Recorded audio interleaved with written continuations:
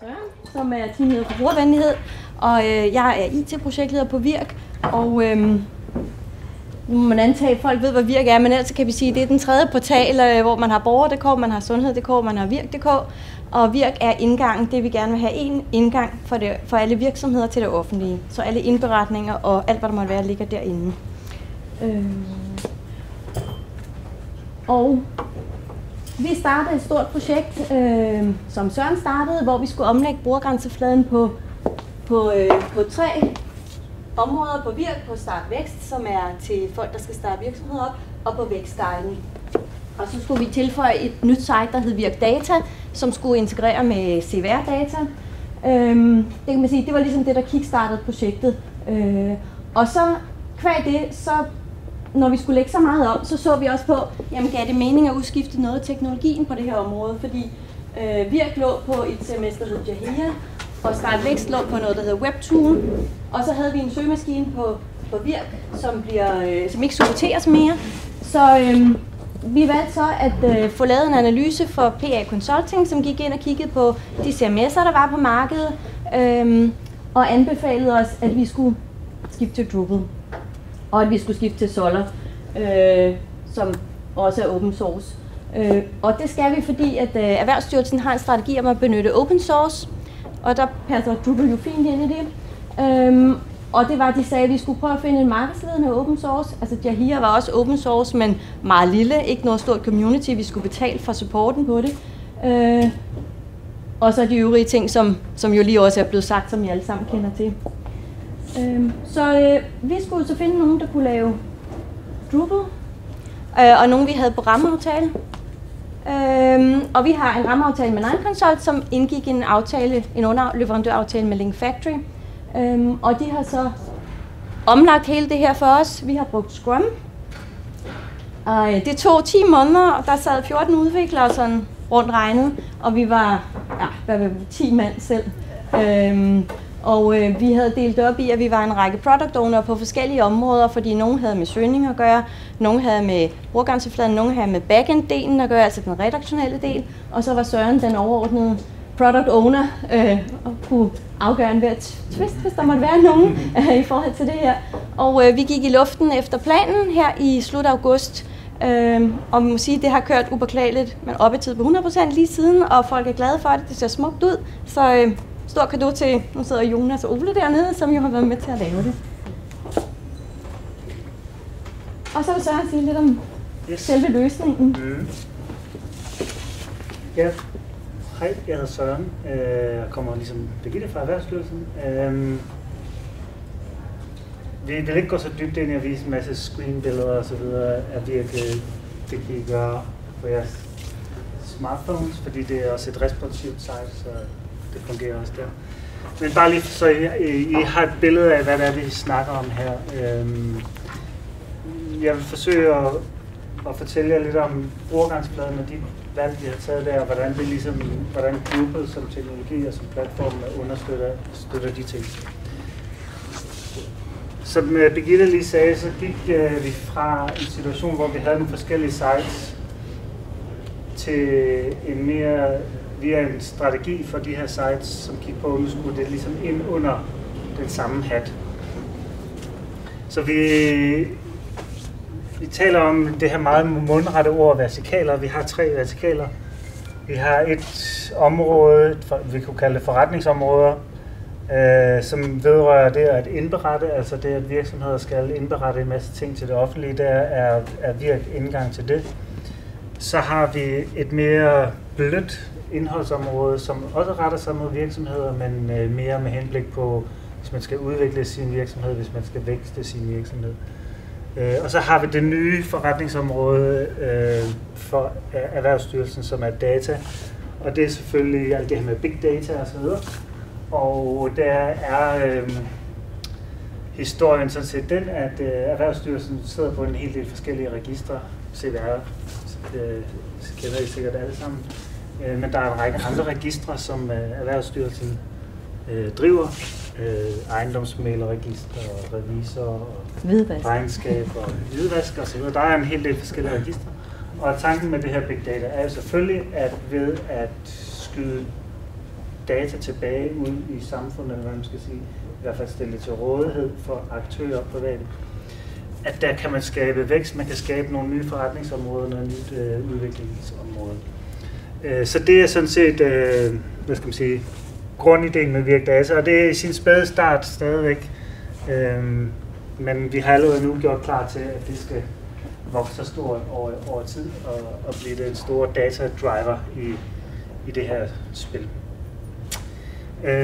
Så udover de 3 vertikaler, så er der nogle ting, der omgiver de her 3 universer.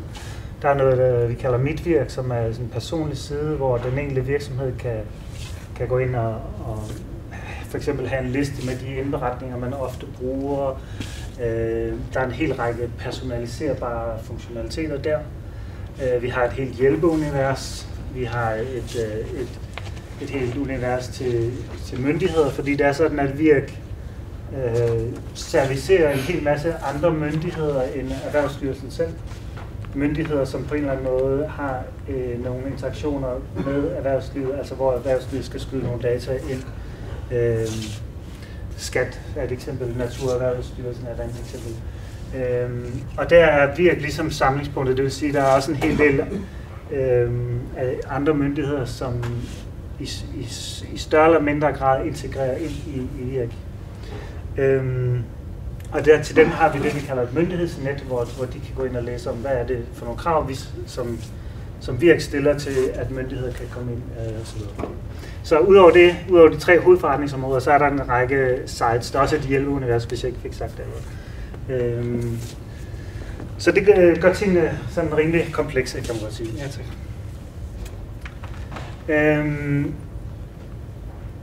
Når vi så taler om de her 3 hovedvertikaler, så fandt vi på et tidspunkt i projektet også ud af, at det ville give bedst mening, i stedet for at lave det hele på en Virk-instans, en Drupal-instans. Og så lavede vi det på 3 i stedet. Og det gjorde vi, fordi det giver os mulighed for at opdatere nogle elementer og lave kodeændringer separat, sådan at man ikke skal lave deploys for det hele, så at sige, hver gang man skal lave en lille ændring nede i det ene hjørne. Det giver os mulighed for at have nogle forskellige leverandører ind over de forskellige dele af universet, og ikke mindst giver os mulighed for at have forskellige service levels agreements, fordi for sådan noget som Virk, som er indberetninger til det offentlige, der stiller vi selvfølgelig nogle andre hårde krav til oppetider og responstider osv., end på nogle af de andre ting, som er mindre forretningskritiske og som ikke er obligatoriske. Det er jo også det, at mange af de ting, som virksomhederne skal gøre herinde, de er obligatoriske. Så de forskellige instanser her giver os mulighed for at have nogle forskellige service levels agreements. Så har vi så bygget det op sådan rent frontend kodemæssigt i hvert fald, at vi har en basispakke. Hvis du lige går tilbage til slide, så kan I se, der er noget grafisk identitet, noget visuel identitet, som er ens på tværs. Der er nogle elementer, der minder om hinanden, men har lidt nogle forskellige farvetyper osv. Så det giver os mulighed for ligesom at have en basispakke af elementer, som går på tværs i alle universerne, og samtidig have nogle separate elementer for de enkelte områder. Det gør, at sådan for den overordnede betragtning, at når vi videreudvikler, og vi har også flere forskellige leverandører inde på et givet tidspunkt, så er det lettere at overskue, administrere koden og overskue, hvor de forskellige ting ligger. Det har så også nogle ulemper. Det mest fremtrædende er nok det her med, at vores redaktører skal så logge ind i forskellige Drupal-instanser, hvis de skal rette forskellige steder. Og det kunne på papiret være en meget irriterende ting. Men virkeligheden er sådan set, at en stor del af redaktørerne, de arbejder mest eller næsten udelukkende inde i nogle af de her steder. Så det er ikke sådan, at de hele tiden skal hoppe på tværs. Måske undtagen vores portalmanager, som sidder her. Men det var i hvert fald ikke så stor en udfordring, som vi havde frygtet, kan man sige. Yes, lad os gå videre. Jeg vil lige fortælle jer et par eksempler på nogle af de moduler, vi har brugt, og nogle af de fordele, vi har høstet af dem. Vi bruger panels til at styre layoutet på siderne, og hvordan det strukturerer sig. Det er en kæmpe fordel i forhold til det her, som jeg var inde på før, med at vi har nogle basiselementer og nogle elementer, der er specifikke for de enkelte. Det betyder, at redaktørerne kan gå ind let og vælge elementer ud, og sige, det her element skal jeg bruge på den her side, og noget andet på en anden side. Så det gør, at de i alt har en meget, meget fleksibel frontend, og det er let for redaktørerne at overskue og styre, hvad det er, man kan på en given side, og så videre. Et eksempel er det, vi kalder en appbox, som er et lille komponent, der er bygget ind i panels, og som styrer visning af noget af det data, som kommer fra nogle af de services, der ligger rundt om. Fordi i forlængelse af det, jeg sagde lige før med, at myndigheder de har deres løsninger liggende på Virk, der har vi også det, vi kalder digital indberetningsapplikation, som er den, det CMS, kan du sige, det er ikke et rigtigt CMS, det er mere en indberetningsapplikation, men hvor myndighederne kan gå ind og berige nogle af deres sider. Så det vil rent faktisk sige, at de lægger noget data ind, der kommer noget data fra Drupal op på den givne side, der bliver det ligesom merged. Og nogle gange har vi også nogle kald ud til forskellige webservices i vores det overordnede setup. Og der er det den her appbox, der ligesom samler alle de her ting og får det vist på en fornuftig måde. Vi bruger også Workbench som et af de vigtigste moduler. Og det er fordi, at vi har mange forskellige redaktører. Dels har vi en redaktør, der arbejder inden for de enkelte vertikaler eller forretningsområder. Vi har også, som jeg sagde, eksterne redaktører. Og vi vil gerne i Virk-regi have lidt hånd i hanke med, hvem der publicerer hvad, og en form for kvalitetssikring af, at der ikke lige pludselig kommer noget, der er fuldstændig ude i hampen. Så vi har nogle workflows sat op omkring, at når eksterne leverandører går ind og lægger noget indhold ind, så har vi mulighed for at review det og sige god for, at det bliver publiceret, inden det går live. Og det bruger vi blandt andet Workbench til. Yes. Og som jeg lige hørte på den forrige oplægsholder, så er det jo nok meget det samme, at vi ser fordele ved anvendelsen af de her moduler. Det giver nogle besparelser omkring udviklingen. Der er nogle ting, man kan tage ned fra hylden og sige, det er sådan set lavet, vi behøver ikke gå ud og udvikle det fra bunden af. Samtidig kan man gå ind og tage sådan et modul og sige, vi tweaker det lidt præcis til det behov, vi har, uden at man skal til at bygge det op helt fra bunden. Hvis vi tager sådan noget som panel, så har jeg fået at vide, for jeg har ikke udviklet selv. Men at bygge det op, hvis man selv skulle gøre det vil være et projekt, der vil være lige så stort som det, vi har lavet. Så det er klart, der er en kæmpe besparelse der. Det gør også, at udviklingen, altså at vi har hele det her setup og den her basispakke og så videre, det gør, at bygge videre på sites og udvikle nye sites, det bliver meget enklere og billigere. Og som jeg har været inde på lige før, fleksibiliteten for redaktørerne og i forhold til driften, den er rigtig god at have. Det her med at godkende eksterne redaktører og forskellige krav til slag og så videre. Det er nogle af fordelene, vi har. Sådan en lille teknisk udfordring, vi så støtter på, som kan være meget god at skrive sig bag øret, hvis man skal lave noget på Drupal. Det er, at der er lidt med jQuery-versionering, som kan være en udfordring. Vi opdagede i hvert fald undervejs i projektet, at den jQuery-version, der kører nede i Drupal, den er en lidt ældre version.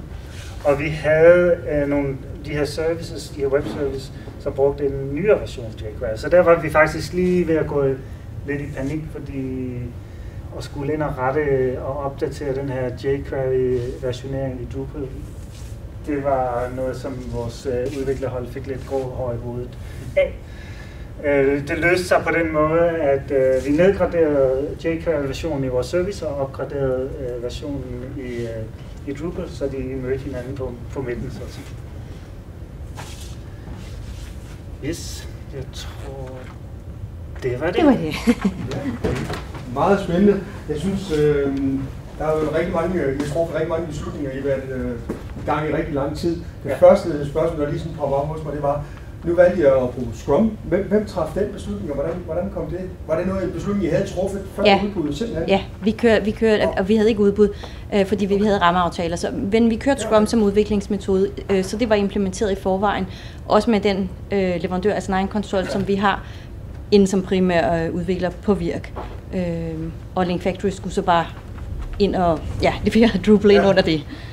Har I så, nu når I har prøvet den metode, kunne I finde på at bruge andre metoder? Altså kunne I finde på at gå tilbage til en helt traditionel vandfaldsmodel, eller er I ligesom, nu er det bare det her, vi vil fremadrettet? Hvordan? Ja, det tror jeg er der, vi bliver, fordi vi synes faktisk, at det har været godt, at vi har kunne være med og blevet spurgt undervejs. Altså, der er taget mange små beslutninger hele vejen igennem projektet med de forskellige product owners, så det har vi været glade for. Så jeg tror ikke, vi går tilbage. Nej.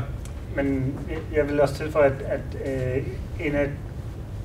en af de meget afgørende strategiske beslutninger omkring det at anvende Scrum, det handlede selvfølgelig også om, at hvis vi skulle have kørt på en mere traditionel vandfaldsmodel, så havde vi skulle bruge utrolig meget tid på at ligesom beskrive det hele, hvad er det, vi vil have, og alle de afklaringer, som fandt sted undervejs, dem skulle vi ligesom have haft upfront, og så skulle kodearbejdet gå i gang efterfølgende.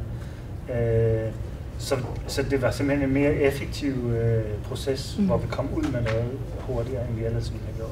Ja. Og det har selvfølgelig haft... Det har ikke været uproblematisk at omstille sig til at arbejde i Scrum, specielt ikke i en styrelse som Erhvervsstyrelsen, hvor der er meget historisk teknisk gæld og systemer, der kører fra gamle dage, og hvad gør vi nu lige her, og så videre. Og det er heller ikke sådan, at vi er stillet om 100%. Vi har også projekter, som kører mere traditionelt, men alt hvad der sådan er nyudvikling og sådan strategisk vigtigt, det kører vi efter Scrum nu. Ja. Jeg kunne godt tænke mig, når I så har gjort det på den måde, har I så også kommet til situationer, hvor I har sagt, jamen nu har vi et ønske, at vi egentlig godt kunne tænke os, vi vil gerne implementere sådan her, men så er I gået ud og fundet moduler og sagt, okay, hvis vi kan lave det her billigere, så undværer vi de sidste 5-10%, men så vælger vi det her, så bruger vi standardmoduler. Nej, ved du det? Det har vi gjort undervejs, ja. Altså, for vi startede med at have rigtig mange krav til backend-delen, altså, og som egentlig bare var både de eksisterende, de kunne i dag, og en masse, som var ønsker, man godt kunne tænke sig. Og det har der været sådan en huggen held og klippen to. Altså, men er ikke endt fint nok, men vi har også været med undervejs, og vi har været med til at træffe hver enkelt lille beslutning undervejs. Så alle, vi er jo blevet klogere på det her. Det kan godt være, det bliver lidt anderledes, end vi havde forestillet os, men det er godt nok, det vi har fået. Ja. Så i virkeligheden, det jeg hører jer sige, det er jo den her åbenhed omkring modulerne, at I selv kan komme ind og finde modulet og blive klogere på det. Det er i hvert fald en ting, som det slår mig lige her i dag i hvert fald, det er ret at blive beriget, at det er en af de ting, som vi måske skal være endnu bedre til fra Drupal Community at slå på, at der er en meget højere gennemsigtighed, og at du som kunde får en meget større valgfrihed og indsigt i platformen i forhold til closed source. Så det er i hvert fald ting, jeg vil tage med mig. Spørgsmål til... Ja? Hej, Jesper fra Ishøj Kommune, så det er også mit opslag. En spørgsmål, nu havde I meget med, som jeg synes er rigtig fedt, det er det her open data. Det jeg ikke helt kan slægte her, det er, at vi egentlig også har valgt at give noget tilbage til Drupal-samfundet. Altså, har I tænkt over det i jeres udvikling, eller er det kun brug af? Og så tænker jeg også, at virksomheder i Danmark vil også kunne få nyt af, hvis de kunne lave nogle støttemoduler til at hive data ud, eller et eller andet også. Og ikke kun open data, men også kunne levere noget til. Det er faktisk et rigtig godt spørgsmål, og tak. Det er en god idé. Altså, i sådan en proces, som vi har været igennem her, hvor vi har haft nogle meget stramme deadlines for et meget, meget stort og kompliceret projekt. Det er den slags ting, som sådan er okay. Vi har nok at se til med vores projekt. Men det er en rigtig god pointe, fordi ikke kun i regi af Virk, men også Borger.dk og i det hele taget digitalisering i det offentlige, i regi af det offentlige, der er der meget diskussion frem og tilbage mellem, hvilke måder man skal gøre det på. Og jeg ved, altså, i kommunerne gør I det på en anden måde end staten, og KL har sikkert, kommunernes landsforening har sikkert en strategi, og vi i staten har en anden, og få det ligesom alignet og kørt ordentligt op mod hinanden, en af de helt store udfordringer i offentlig digitalisering. Jeg vil nok ikke gå så langt som at sige, at Drupal det er løsningen på det. Men i forhold til, at vi valgte Drupal i sin tid, der var det der også noget med, at vi skævede til, hvad gør andre store offentlige aktører, og DR var lige gået ud med på det tidspunkt, at de valgte Drupal, og der havde været nogle røster i centraladministrationen om, at der var nogen, læs finansministeren, som havde nogle idéer om, at der må være nogle penge at spare, hvis ikke der er så mange forskellige systemer og platforme. Så det har været på tale, at man fra statens side ville gå ud og sige, at alt skal ligge på én platform. Den har ikke rigtig dukket op sådan for nylig, den diskussion. Jeg tror, den er lidt, den hviler sig lidt. Men det er helt sikkert, men i forhold til også det, du siger med at give noget tilbage til det har vi jo ikke rigtig gjort, kan man sige. Men det tror jeg, vi vil. Det vil vi meget gerne gøre, fordi det er nogle positive erfaringer, vi har med Drupal, og specielt fra, altså det er et meget, meget brugervenligt system at arbejde i, når man først ligesom har fået det op at køre, og som Birgitte lige sagde, vi havde nogle meget høje krav til backend-delen, og nogle meget specifikke arbejdsgange, vi gerne ville have understøttet. Det var sådan set måske halvdelen af hele projektet, det var at tilpasse Drupal til vores behov. Så der er helt sikkert noget der, man kan lære af. Og jeg lige skal spinde en ende på det der med, altså det var et meget stramt projekt, vi havde slet ikke tid til at overveje det der, altså det var bare med at komme i mål, og i og med at vi kørte Scrum, der var simpelthen også ting, som vi valgte at skære, fordi vi kunne ikke skære på tiden, og der var simpelthen noget fundamentalt, der skulle være der, så vi skar noget funktionalitet for mindre væsentligt, ikke? Så nej, vi har slet ikke været det her, og vi puster stadigvæk bagefter. Ja, det er en interessant betragtning, og det er jo fedt, at du som kommune stiller det, fordi jeg ved, at mange af vores medlemmer har været inde i de her overvejelser, jamen skulle man simpelthen sætte ind i vores kontrakter, at der skulle afsættes måske en procentsats, lad os sige 5%, til at så lave standardiseret udvikling, så vi er sikre, at noget af det, der bliver lavet for kunderne, kommer tilbage igen.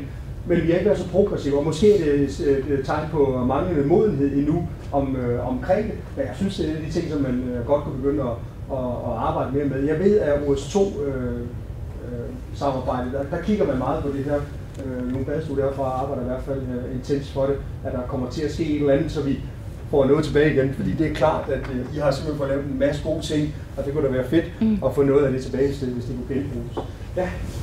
Altså nu jeg gentager bare min pointe før, men jeg har haft følelsen af, at der ikke har været noget sted som kunde, og det bliver noget tilbage. Altså det er leverandøren, der leverer tilbage, fordi den, der er aktiv medlemmer af community, så kunden står man ude for, så det er leverandørens ansvar. Jeg kan huske, at vi startede, der havde vi meget snakket med kollegaer, og som også var i Drupal om, at vi skulle da dele, og hvis vi lavede det her, så skulle Kino, der også kunne bruge det. Men vi har jo ikke noget kontakt, så det er noget, vi selv skal initiere. Så det er det der pointen igen med at få kunden ind i cirklen. Ja. Jamen, det er en rigtig god pointe, og den skal i hvert fald vi tage op, den titel der. Der var flere markeringer her, jeg tror, det er is. Ja. For eksempel erhvervsstyrelsen kan jo tage med, at man kan trække det fra skat, hvis man gav det tilbage. Det er direkte tilbage til Bjarne, det kan jeg godt lide. OSU er også et godt eksempel, fordi det er jo 98 kommuner. Kommunerne er ens. Det er jo svært for virken at være familie ens med. Altså, det er lidt sværere, og så mange specialpotentialer. På den måde er der ikke. Der er det ikke på lige så stor vis som det andet. Men der findes jo mange gode netværk. Det kan være et leverandør på ens regi, men der er også andre kundenetværk ude i markedet. Det er ikke rigtig mere bestemt, men hvor kunderne jo har deres egne netværk, har deres egne erfagrupper og alt det andet, og dem kan man bare melde sig ind i. Og ellers er det på leverandør for en helt første initiativ til opretning. Ja. Andre spørgsmål? Ja. Nå, jeg tænker lidt på, at det her var opfattet jeg som et migreringsprojekt, men der var ikke rigtig meget interessant i virkeligheden lige over omkring. Hvor er det med altså, de store digitalitetspotentialer, som ligger i de her digitaliseringsbølger, der ligger. Altså der kunne man måske godt nogle gange tænke, at der kunne være basis for udviklerne og måske åbne op for os at have nogle mere visionære snakke om, hvad kunne man egentlig gøre i offentlig regi. Der var fantastiske muligheder for at gøre fantastiske ting. Men nogle gange så bliver det sådan lidt, når her er der obligatorisk digital selvbetjening i dag. Altså det er sådan ligesom det, der tit står i mange af de her Jeg ved ikke, om nogle af de der ting, der kunne være spændende at være med til at snakke om også i kontakt med kunder som langsommere. Jeg tror, jeg vil tage den tete op her, og så vil jeg gå i gang med at lave løfter nu. Fordi vi har i Drupal Leverandørforeningens bestyrelse, har vi netop allerede snakket omkring det her at lave nogle erfagrupper. Og vi har faktisk sat et i gang, men der skete det ude hos kunden, at de fik rigtig travlt med nogle projekter, og så gik det lidt i stå igen. Men jeg tror faktisk, at jeg vil sige, at det er en af de ting, som vi vil have løftet i 2015. Der skal ganske enkelt være noget erfagrupper sat i gang, og det koncept, vi har arbejdet med, det var simpelthen at få inviteret kunderne ind, og så vil vi gerne gøre det ude hos en kunde, i stedet for at det var ude hos leverandøren, men ude og sidde hos en kunde. Og det eneste, vi skulle bruge, det var simpelthen se et lokale, sende nogle invitationer ud, og så vil Drupal Pro Drupal Leverandørforening stille med en fra bestyrelsen, der vil være med til at facilitere det i samarbejde med den kunde, man må ud og besøge. Simpelthen. Så det er helt i sin enkelhed, det er konceptet, og det vil vi sørge for at blive rullet ud i 2015. Så er der andre spørgsmål til Virk? Ellers så synes jeg, vi skal give dem en stor håndtræk, fordi de kom.